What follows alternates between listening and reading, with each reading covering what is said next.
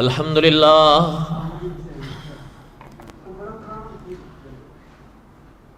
الحمد للہ نحمده ونستعینه ونستغفره ونؤمن به ونتوکل علیہ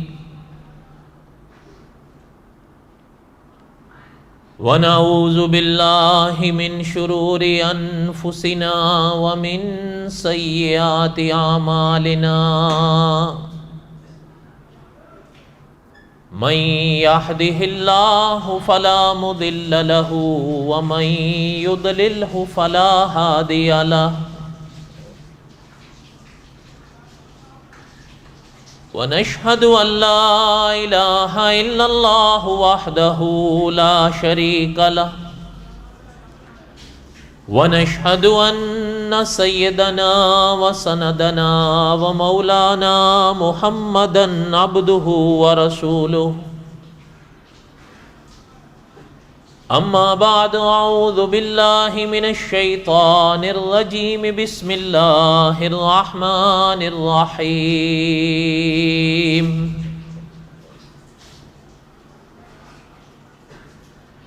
يا أيها الذين آمنوا كتب عليكم الصيام كما كتب على الذين من قبلكم لعلكم تتقون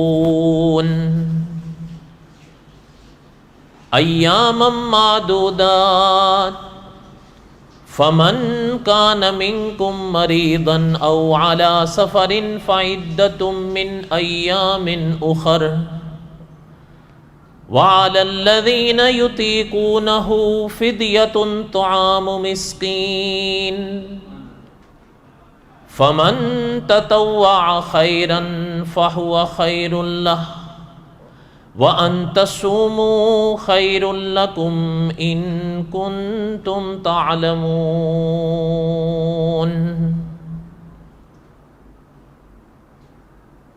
صدق اللہ العظیم وقال النبی صلی اللہ علیہ وسلم ان اللہ وملائکہ یصلون علی المتصحرین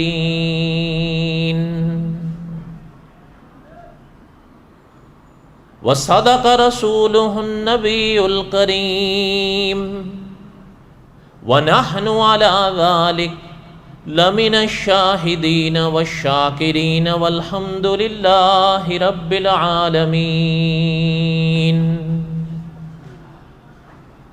اللہم صلی علی محمد وعلی آل محمد کما صلیت علی ابراہیم وعلی آل ابراہیم انکا حمید مجید اللہم بارک علی محمد وعلی آل محمد کما بارکت علی ابراہیم وعلی آل ابراہیم انکا حمید مجید یا ربی صلی وسلم دائما ابدا علی حبیبک خیر الخلق کلہم هو الحبیب الذی ترجا شفاعته لكل حول من الاحوال مقتحم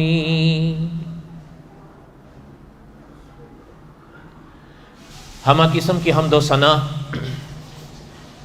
اللہ ذات لم یذل لا یزال کی پاک ذات کے لیے صدق دل سے لا تعداد مرتبہ درود و سلام امام الانبیاء حضرت محمد رسول اللہ صلی اللہ علیہ وسلم کی پاک ذات کے لیے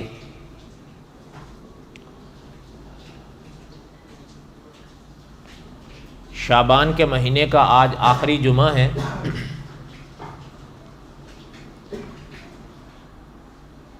اس لیے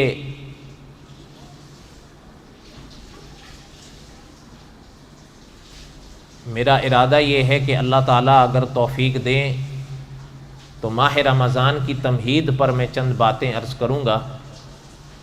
ماہ رمضان شروع ہونے سے پہلے پہلے ان باتوں کو ذہن میں دل میں بٹھا لیں۔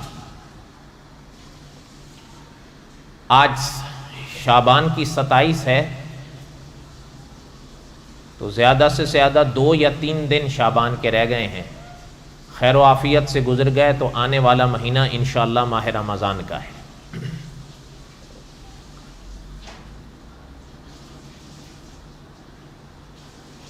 کچھ باتیں میں تھوڑے سے وقت میں عرض کروں گا، کیونکہ آج شعبان کا چونکہ آخری جمعہ ہے تو اس میں اعلانات وغیرہ بھی ہوں گے، اس لیے بس 20-22 منٹ چند باتیں عرض کر سکتا ہوں۔ پہلے یہ بات ذہن میں تازی کر لیں، میں بھی اور آپ بھی، کہ ہمارا یہ عقیدہ ہے کہ اللہ ذوالجلال والاکرام ہمارے خالق ہیں، اللہ ذوالجلال والاکرام ہمارے مالک ہیں، اللہ ذوالجلال والاکرام ہمارے معبود ہیں۔ یہ بات ذہن میں بٹھا۔ دوسری بات یہ ہے کہ اللہ ذوالجلال والاکرام کے لیے ہی ساری تعریفیں ہیں جنہوں نے ہمیں بنایا۔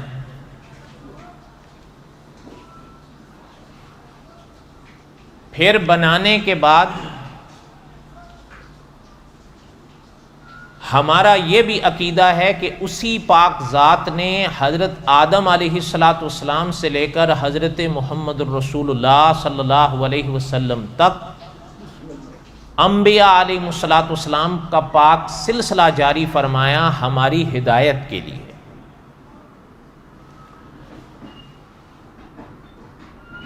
اور انبیاء علیہ السلام وقتاً فوقتاً اس دنیا میں آئے، البتہ حضرت آدم سے یہ سلسلہ شروع ہوا علیہ السلام، اور حضور علیہ السلام پر نبوت و رسالت کا سلسلہ ختم ہو گیا۔ جہاں اللہ ذوالجلال والاکرام نے انبیاء علیہ السلام کا پاک سلسلہ ہماری ہدایت کے لیے جاری فرمایا، وہاں اپنے انبیاء علیہ السلام کو شریعتیں بھی بخشیں جن میں خدائی قوانین تھے۔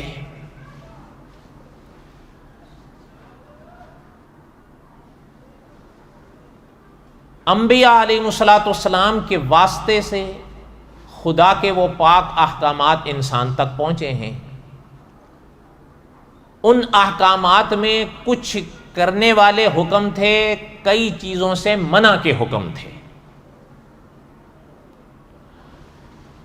پھر کچھ احکامات تو ایسے تھے وہ سب کے لیے تھے، اور کچھ احکامات ایسے تھے کہ بعض انسان نہیں کر سکتے، ان کے لیے نہیں تھے، ماننے والی بات تھی، کرنے والی ان کے لیے نہیں تھی، کہ ان کے پاس کی بات نہیں تھی۔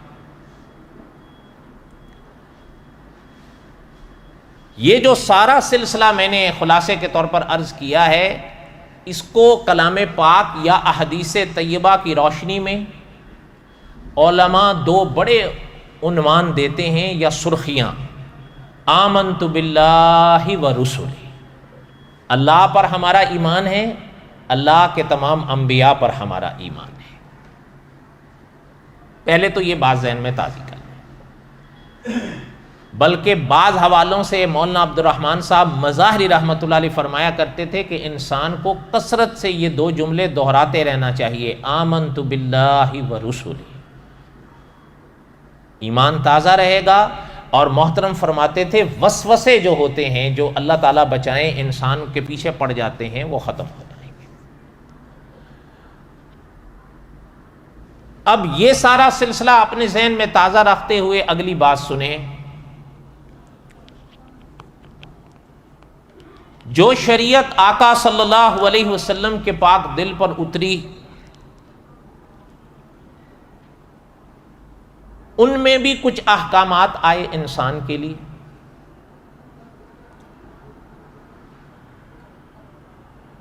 مثلا نماز ہے، یہ سابقہ میری بات کا جو خلاصہ میں نے عرض کیا، اس کا تھوڑی سی تفصیل سنیں۔ اللہ ذوالجلال والاکرام نے ہمارے اوپر نماز فرض کی ہے، آقا صلی اللہ علیہ وسلم کے فرامین میں یہ شے موجود ہے کہ 5 صلوات 5 نمازیں ہیں ہر دن. اور علامہ سید سلیمان ندوی رحمۃ اللہ علیہ نے لکھا ہے کہ ہر روز 5 نمازیں انسان کے گلے کا ہار ہیں ہمیشہ کے لیے جب تک زندہ ہے. ایک پھر یہ جو نماز ہے یہ سب کے لیے ہے. سب سے اس وقت میری مراد یہ ہے کہ کوئی امیر ہے اس کے لیے بھی یہ حکم ہے, کوئی غریب ہے اس کے لیے بھی یہ حکم ہے, کوئی مقیم ہے اس کے لیے بھی یہ حکم ہے, کوئی مسافر ہے اس کے لیے بھی نماز کا حکم ہے. اچھا, اب یہ تو ہو گئی نماز کا حکم تو ہو گیا سب کے لیے. ایک حکم اس کے ساتھ کلام پاک بار بار دہراتا ہے, وہ ہے زکوٰۃ کا حکم. وہ پھر امیر والی بات ہوگی, غریب والی بات ہے, اس کے پاس ہے ہی کچھ نہیں تو وہ کیا ہم مانے گا تو صحیح, ایمان تو رکھے گا, عقیدہ تو رکھے گا, لیکن اس کے پاس ہے نہیں. ہاں اللہ تعالیٰ اس کو دے دیں تو پھر وہ بھی اس کے ادا کرنے کا پابند ہو جائے گا, لیکن اگر اس کے پاس ہے نہیں تو وہ کیسے دے گا, اس لہٰذا اس پہ فرض نہیں ہوگی. تو پتہ یہ چلا نماز تو امیر غریب دونوں پر ہے, لیکن زکوٰۃ جو ہے وہ غریب پر نہیں بلکہ امیر پر ہے.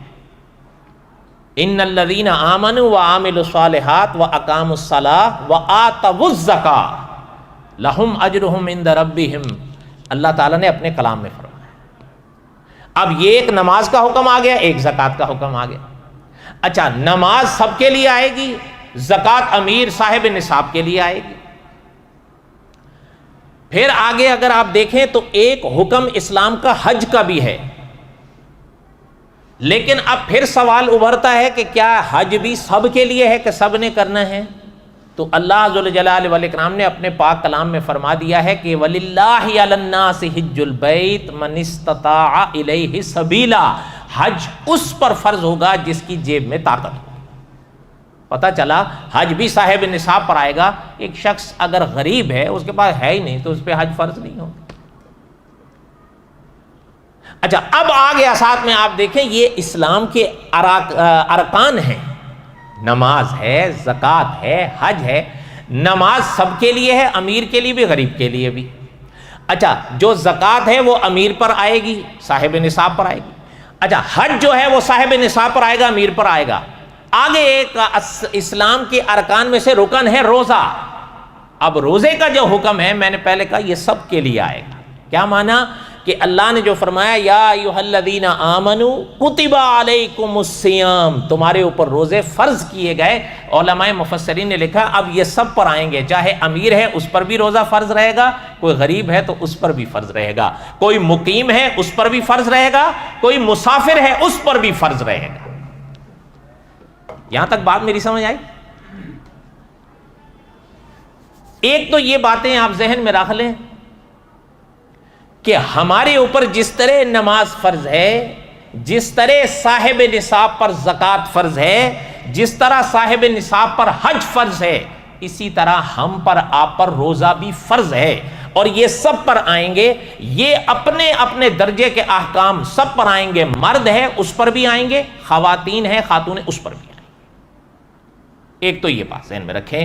دوسری بات یہ ہے کہ ہمارے ذہن میں ممکن ہے کہ جب اللہ ذو الجلال والاکرام کا یہ پاک فرمان ہم سنیں کہ یا ایھا الذین آمنوا کتب علیکم الصیام, تمہارے اوپر روزے فرض ہیں, تو ممکن ہے ہمارے ذہن میں یہ سوال آئے کہ کیا صرف ہم پر فرض ہیں؟ تو اللہ ذو الجلال والاکرام نے ساتھ ہی فرما دیا ہے کما کتب علی الذین من قبلکم, نہیں تم سے پہلے لوگوں پر بھی فرض تھے. وہ سابقہ شریعتیں تھیں, ان کے احکامات مسائل اپنے تھے, اس میں کوئی شک نہیں, لیکن علماء مفسرین نے ان پاک جملوں کے مواقع پر لکھا ہے کہ فرض روزے ان پر بھی تھے جو پہلے گزر گئے. ہاں تعداد میں فرق ہو سکتا ہے, کسی پر زیادہ کسی پر کم, کئی مسائل میں فرق ہو سکتا ہے, لیکن علماء نے لکھا ہے کہ سرور کائنات صلی اللہ علیہ وسلم کے پاک دل پر جو شریعت نازل ہوئی وہ سابقہ شریعتوں کے کئی مسائل کی ناسخ ہے, وہ منسوخ ہوئے بعض مسائل سابقہ شریعتوں کے. اب آقا صلی اللہ علیہ وسلم کی جو شریعت کا دور ہے اس میں انسان کے اوپر روزے فرض ہیں، اور علماء نے لکھا ہے کہ کتب علیکم الصیام، پورے 1 ماہ کے روزے فرض ہیں۔ وہ مرد ہو تب بھی، وہ خاتون ہو تب بھی، وہ مسافر ہو تب بھی، وہ مقیم ہو تب بھی، وہ صاحب نصاب ہو تب بھی، وہ غریب ہو تب بھی۔ کتب علیکم الصیام، روزے ہر ایک پہ فرض ہیں، کوئی مالک ہے کمپنی کا اس پر بھی، کوئی مزدور ہے کمپنی کا اس پر، روزہ معاف نہیں ہوگا۔ یا ایھا الذین آمنوا کتب علیکم الصیام، اے ایمان والو تمہارے اوپر روزے فرض ہیں، کما کتب علی الذین من قبلکم لعلکم تتقون، تم سے پہلے لوگوں پر بھی فرض رہے۔ اور آقا صلی اللہ علیہ وسلم نے حدیث شریف میں فرمایا ہے، شیخ الحدیث مولانا زکریہ صاحب رحمۃ اللہ علیہ لکھتے ہیں کہ حضور نے فرمایا جعل اللہ صیامہ فریضۃ، کہ اللہ نے اس ماہ کے روزوں کو فرض کیا ہے۔ ایک بات ذہن میں رکھیں، ایک تو یہ، ساتھ ہی میں اس موقع پر آقا صلی اللہ علیہ وسلم کا فرمان شیخ الحدیث مولانا زکریہ صاحب رحمۃ اللہ علیہ لائے کہ حضور نے فرمایا وَقِيَامَ لَيْلِهِ تَطَوُّعًا۔ میں تمہید کے طور پر آج یہ تھوڑی سی باتیں کروں گا۔ روزہ فرض ہے، لیکن تفسیر مکی میں ایک جملہ آیا جو آب زر سے لکھنے کے قابل ہے۔ روزہ فرض ہے، ابھی مثال کے طور پر آپ اور ہم چل رہے ہیں نا، میں نے عرض کیا ابھی شعبان کی 27 ہے، کل شعبان کی 28، پھر 29، پھر 29 یا 30 ختم ہو گیا، پھر اس کے بعد ماہ رمضان۔ اب میں آپ سے پوچھتا ہوں کہ جو ماہ رمضان کا روزہ ہوگا، میں مثال کے طور پر سوموار ہو یا منگل ہو، انشاءاللہ آپ اور ہم دن کو روزہ رکھیں گے نا، دن کو روزہ رکھیں گے، لیکن بات یہ ہے کہ تفسیر مکی میں ایک لفظ چھپا ہے کہ ماہ رمضان جیسے ہی شعبان کا سورج غروب ہوا، ماہ رمضان کی بہار شروع ہو جاتی ہے۔ اس کا معنی کیا ہوا؟ جب بہار شروع ہو گئی تو ماہ رمضان کی راتیں تو شروع ہو گئیں۔ اچھا، اسی لیے تفسیر مکی میں آیا روزہ تو آپ اور میں دن میں بعد میں رکھیں گے، لیکن وہ دن آنے سے پہلے آپ اور ہم ماہ رمضان کی بہار میں ایک عبادت سے ابتدا کریں گے جس کا نام ہے نماز تراویح۔ یہاں پر حضور کے فرمان کو آپ دیکھیں، اللہ تعالیٰ نے اگر زندگی دی تو جعل اللہ صیامہ فریضۃ، وہ انشاءاللہ آئندہ آئے گا، اللہ نے اگر زندگی دی۔ پہلے اس جملے کو سنیں جو حضور نے فرمایا کہ وَقِيَامَ لَيْلِهِ تَطَوُّعًا، کہ اللہ نے اس کے رات کے قیام کو ثواب کی شے بنایا ہے۔ حضور صلی اللہ علیہ وسلم کا فرمان یہ دل کی لوح پر لکھ کے لے جاؤ۔ حضور نے فرمایا کہ اچھا یہ بھی یاد رہے، شیخ الحدیث مولانا زکریہ صاحب رحمۃ اللہ علیہ نے جو فضائل رمضان لکھی ہے اس میں پہلی حدیث میں ہے حضور کا یہ جملہ۔ حضور نے فرمایا وَقِيَامَ لَيْلِهِ تَطَوُّعًا، اللہ نے اس کے راتوں میں جو قیام ہے اس کو ثواب کی شے بنایا ہے۔ یہاں پر لفظ قیام ہے، تراویح کا لفظ نہیں ہے، لیکن آپ اور میں جانتے ہیں آپ کے اور ہمارے ماحول میں، بلکہ اب تو صدیاں بیت گئیں، اب عرف عام میں پوری دنیا میں اس نماز کو نماز تراویح کے لقب سے یاد کیا جاتا ہے۔ اچھا، اب یہ جو لفظ ہے یہاں پر حضور نے تو فرمایا ہے کہ وَقِيَامَ لَيْلِهِ، اس کے رات کے قیام کو تطوعاً ثواب کی شے بنایا ہے، تو اس سے مراد کیا ہے؟ تو محدثین رحمہم اللہ نے لکھا ہے کہ یہاں لفظ قیام ہے، لیکن اس سے مراد نماز تراویح ہے۔ بات سمجھ آئی؟ اب اگلی بات سنیں، ہمارے اور آپ کے ذہن میں شاید یہ شے آئے، جب آپ اور ہم نمازیں پڑھتے ہیں نا، کچھ رکعتوں کو فقہا نے فرائض میں لکھا ہے، کچھ رکعتیں ایسی ہیں کہ فقہا نے سنن میں لکھا ہے۔ اب ذہن میں آنے یہ لگتا ہے کہ ممکن ہے کہ یہ تراویح جو ہے یہ سنن ہے، تو پھر سنن میں آگے 2 قسمیں ہیں، ضروری اور غیر ضروری، جس کو مؤکدہ اور غیر مؤکدہ کہتے ہیں۔ مثال کے طور پر فجر کی جو 2 سنتیں ہیں یہ مؤکدہ ہیں، ظہر کے 4 فرض ہیں لیکن ارد گرد کی 6 رکعت سنتیں مؤکدہ ہیں۔ اچھا، مغرب کے 3 تو فرض ہیں لیکن ان فرضوں کے بعد 2 رکعت سنتیں مؤکدہ ہیں۔ عشاء کے 4 فرض ہیں لیکن فرضوں کے بعد اور وطروں سے پہلے 2 رکعت سنت مؤکدہ ہیں۔ اور مؤکدہ کی یہ تعریف ذہن میں رکھیں جو علماء نے لکھی ہے، مؤکدہ سنتوں میں انسان کو اختیار نہیں ہوتا، اگر چھوڑنا پڑے گا چھوڑتا چلا جائے گا، گنہگار ہوتا۔ معنی یہ ہے کہ سنت مؤکدہ کو چھوڑنا گناہ ہے۔ اب سوال یہ، اچھا جو ہوا عصر کی نماز، جیسے 4 فرض عصر کے ہیں یا عشاء کے 4 فرض ہیں، ان سے پہلے جو 4 رکعت سنتیں ہیں، فقہا نے لکھا ہے وہ بھی حضور کی سنتیں ہیں لیکن غیر مؤکدہ ہیں۔ اب فقہا سے پوچھا گیا کہ غیر مؤکدہ کا کیا معنی ہے؟ مؤکدہ کا تو سمجھ میں آ گیا کہ نہیں چھوڑ سکتے، غیر مؤکدہ کا کیا معنی ہے؟ تو فقہا نے لکھا ہے غیر مؤکدہ کا معنی یہ ہے اگر کوئی چھوڑ دے گا تو گناہ نہیں ہوگا، پڑھے گا تو ثواب پائے گا، اور یہ بھی فقہا نے لکھا ہے کہ نوافل سے زیادہ پائے گا، لیکن نہیں پڑھے گا تو گناہ نہیں ہوگا، اس لیے کہ وہ غیر مؤکدہ ہے۔ اب پتہ یہ چل رہا ہے کہ آقا صلی اللہ علیہ وسلم نے جو یہ رکعتیں ادا کی ہیں جن کو سنن کہا جاتا ہے، فقہا نے ان کو 2 قسموں پر تقسیم کیا ہے۔ تو یہاں جو آقا صلی اللہ علیہ وسلم فرما رہے ہیں کہ وَقِيَامَ لَيْلِهِ تَطَوُّعًا، کہ اس کے قیام کو، رات کے قیام کو ثواب کی شے بنایا ہے، تو اس سے مراد یہ تو سمجھ میں آ گیا کہ نماز تراویح ہے، لیکن سوال یہ پیدا ہوتا ہے کہ نماز تراویح ہے تو نماز تراویح کا حکم کیا ہے؟ فرض ہے، واجب ہے، سنت ہے یا نفل ہے؟ اگر تو ہو نوافل میں یہ، پھر تو مسئلہ ختم ہو گیا، پھر تو چلیں آپ اور ہم پڑھیں تو ثواب پائیں گے، نہیں پڑھیں گے تو کوئی گناہ نہیں ہوگا۔ اور اگر غیر مؤکدہ سنتوں میں سے ہیں تو پھر بھی کوئی پڑھے تو ثواب پائے گا، نہیں پڑھے تو کوئی گناہ نہیں ہوگا۔ لیکن اگر تو یہ ہیں واجب تو پھر تو بات ہی ختم ہو گئی، اور اگر یہ ہیں مؤکدہ سنتیں پھر بھی بات ختم ہو جائے گی ضروری کے لحاظ سے، اور اگر یہ ہو گئی فرض تو فقہا نے لکھا ہے نہ، یاد رہے اب دھیان میری طرف رہے، فقہا نے لکھا ہے نہ تراویح فرض ہے، نہ تراویح واجب ہے، نہ تراویح نفل ہے، نہ تراویح غیر مؤکدہ سنت ہے، پیچھے کیا رہ گیا؟ مؤکدہ سنت۔ پھر دھیان دیں، نہ فرض ہیں، نہ واجب ہیں، نہ غیر مؤکدہ سنتیں ہیں، نہ نوافل ہیں، تو بھائی پھر یہ کیا ہیں؟ پیچھے تو ایک ہی چیز رہ گئی ہے اور وہ ہے پھر سنتیں۔ اس لیے مولانا انوار الحسن شیر کوٹی رحمۃ اللہ علیہ نے لکھا ہے کہ جو ان کو چھوڑے گا گنہگار ہو۔ وَقِيَامَ لَيْلِهِ تَطَوُّعًا، حضور نے فرمایا کہ اس کے رات کے قیام کو اللہ نے ثواب کی شے بنایا ہے۔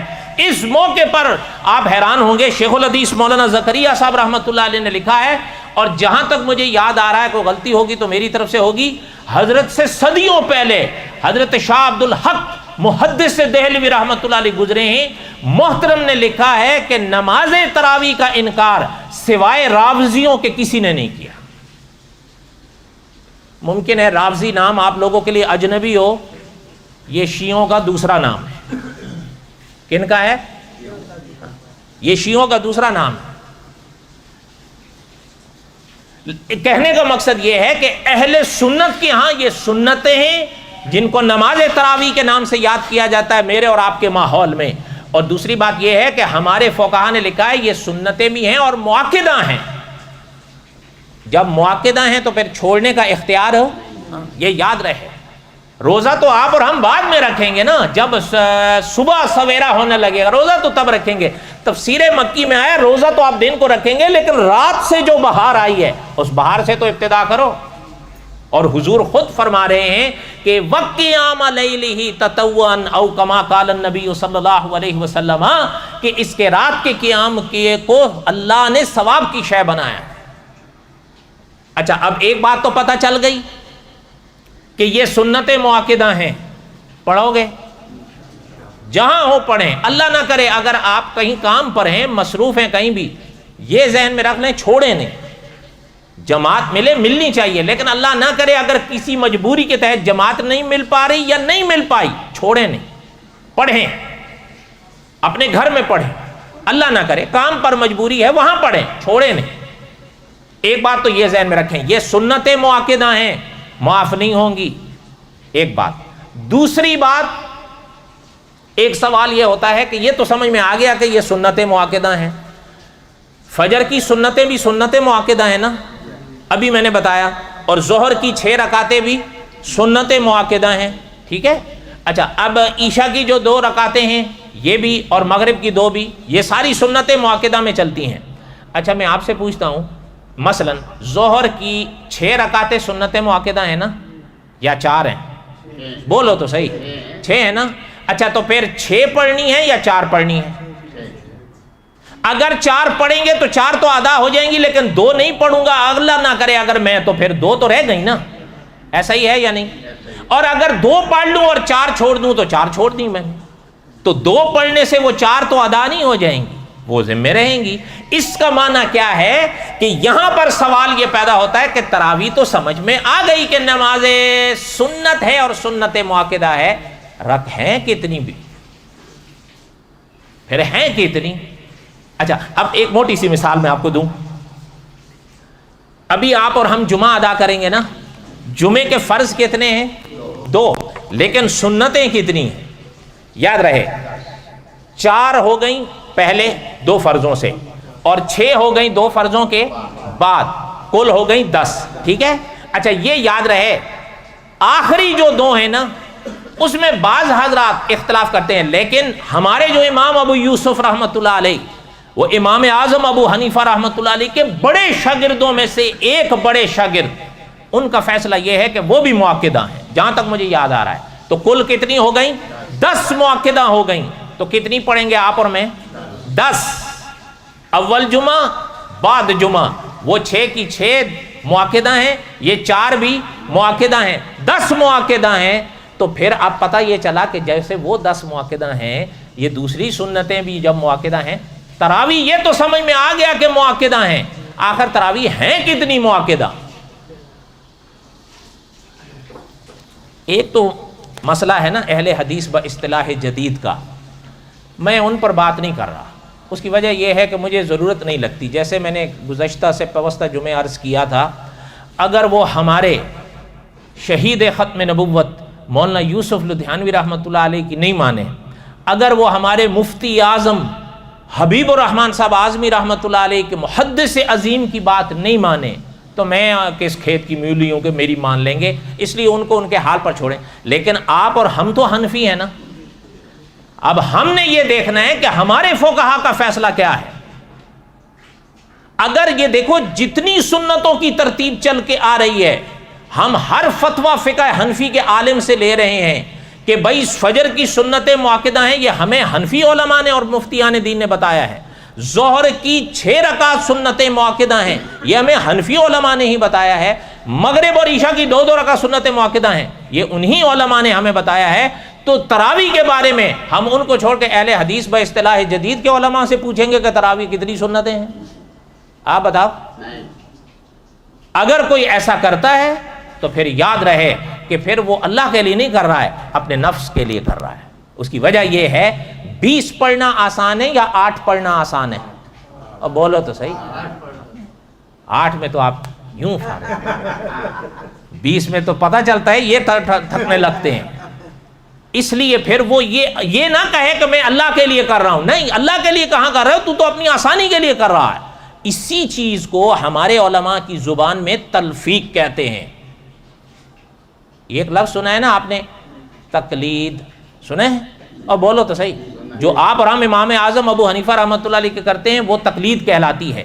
یہ جو حرکت ہے کہ اللہ نہ کرے میں اپنی آسانی کے لیے ادھر کھسکوں کہ جی سارے واقعی فتاوا تو میں حنفیوں سے لوں، لیکن یہ تراویح والا مسئلہ میں جا کے اہل حدیث با اصطلاح جدید سے لے لوں، اس کو علماء کی زبان میں تلفیق کہتے ہیں۔ اور یہ ڈاواں ڈول ہونے کی پہلی سیڑھی، بلکہ اگر میں غلط نہیں ہوں علماء نے لکھا ہے یہ گمراہی کی پہلی سیڑھی۔ آج ایک مسئلے کی خاطر ادھر گیا ہے، کل دوسرے مسئلے کی خاطر بریلویوں کے پاس جائے گا، کل تیسرے مسئلے کی خاطر نیچریوں کے پاس جائے گا، کل چوتھے مسئلے کی خاطر شیعوں کے پاس جائے گا۔ کیوں؟ جتنا آگے بڑھتا جائے گا۔ ان کے ہاں تو آپ جانتے ہیں نا، ان کے ہاں تو 8 ہیں، ویسے اشارہ ہوا غلطی سے، آپ کو نہیں کہہ رہا ہوں تو وہ ان کی وہ بلکہ یوں کر دوں نا، ان کی طرف تو 8 ہیں، لیکن جو ہے نا اپنے شیعہ، ابھی میں نے بتایا تو تھا شاہ عبد الحق محدث دہلوی رحمۃ اللہ علیہ نے کیا فرمایا ہے کہ یعنی تراوی کا انکار راوزیوں کے سوا کسی نے نہیں کیا، تو راوزی کن کا نام ہے؟ ابھی بتایا نا آپ کو شروع میں، ان کا ہے نا، تو پتہ چلتا ہے ان کے ہاں تو تراوی ہے نہیں۔ تو اب بتاؤ جب یہ 8 کے لیے یہاں چھلانگ لگا کے وہاں گیا ہے تو کل وہاں سے وہاں نہیں جائے گا؟ آپ بتاؤ ذرا سمجھیے گا، 20 پڑھنی مشکل ہے یا 8؟ اور بولو تو صحیح، 20 پڑھنی مشکل ہے؟ اچھا اب سنیے گا، 8 پڑھنی مشکل ہے یا بالکل نہ پڑھنی مشکل ہے؟ وہ آج ان کے 8 کے لیے یہاں گیا ہے، کل نہ کے لیے ادھر جائے گا۔ اس لیے ہم یہ چیز ذہن میں رکھیں، وہ حضرات جو ہیں وہ اپنے حال پر ہم فی الحال ان کو چھوڑ سکتے ہیں، اس لیے کہ جب وہ ہمارے بڑوں کی نہیں مانے تو حقیقت یہ ہے کہ مولانا لدھیانوی رحمۃ اللہ نے صحیح لکھا ہے کہ جو بڑوں ان حضرات کی نہیں مانے، جو وہ آپ کی میری کیا مانیں گے، لیکن جو آپ اور ہم حنفی ہیں اللہ تعالیٰ کی عنایت سے، تو آپ کم از کم جب ہم ہر فتویٰ اپنے حنفی علماء سے لے رہے ہیں تو تراویح کے بارے میں بھی ہمیں انہی پر اعتماد کرنا چاہیے۔ ٹھیک ہے، ایک مسئلہ تو یہ سمجھ میں آ گیا کہ نماز تراویح سنت مؤکدہ ہیں۔ اب آ گیا مسئلہ کہ ہیں کتنی؟ تمام ہمارے فقہائے احناف نے لکھا ہے کہ ہمارے اکابر کے نزدیک متفق علیہ جس پر فتویٰ ہے وہ یہی ہے کہ نماز تراویح کی رکعتیں 20 ہیں۔ کتنی ہیں؟ اور یاد رہے یہ حدیث پاک میں حضور کا فرمان ہے، شاید آگے کسی موقع پر پھر آ جائے تفصیل، لیکن آقا صلی اللہ علیہ وسلم کے اس پاک فرمان کے پاک معنی کو ذہن میں بٹھا کے لے جاؤ کہ شیخ الحدیث مولانا زکریا صاحب رحمۃ اللہ علیہ یا مولانا انوار الحسن رحمۃ اللہ علیہ نے لکھا ہے کہ حضور کے اس پاک فرمان کا معنی یہ ہے کہ جو عقیدے کے ساتھ حساب کے ساتھ قیام یعنی نماز تراویح کو مکمل ادا کرے گا، حضور نے فرمایا اس کی بخشش ہے، اس کی مغفرت کر دی جاتی ہے۔ اچھا ایک چیز اور ذہن میں رکھیں،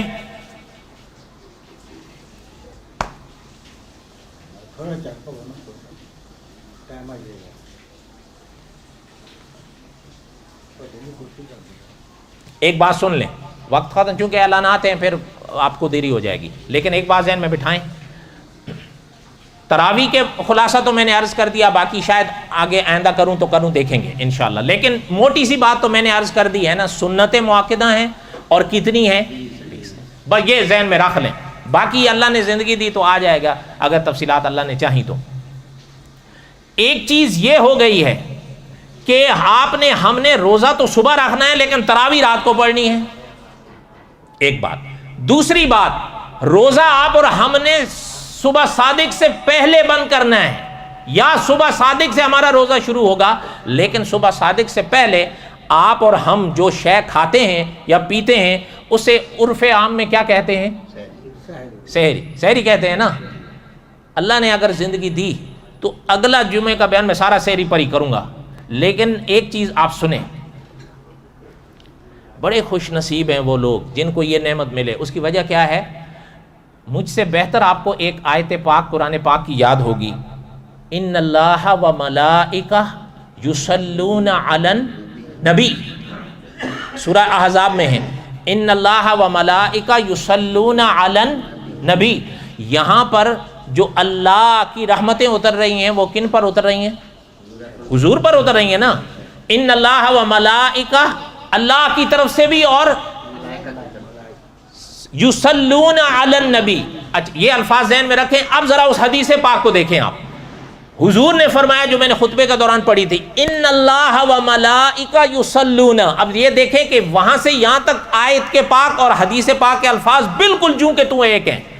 ان اللہ و ملائکہ یصلون علی النبی ہو گئی آیت پاک، آگے آیا یہ حدیث پاک ان اللہ و ملائکہ یصلون، یہاں تک سارے الفاظ حدیث اور آیت پاک کے ایک ہے۔ وہاں نبی کا ذکر ہے، یہاں پر فرمایا علی المتصحرین۔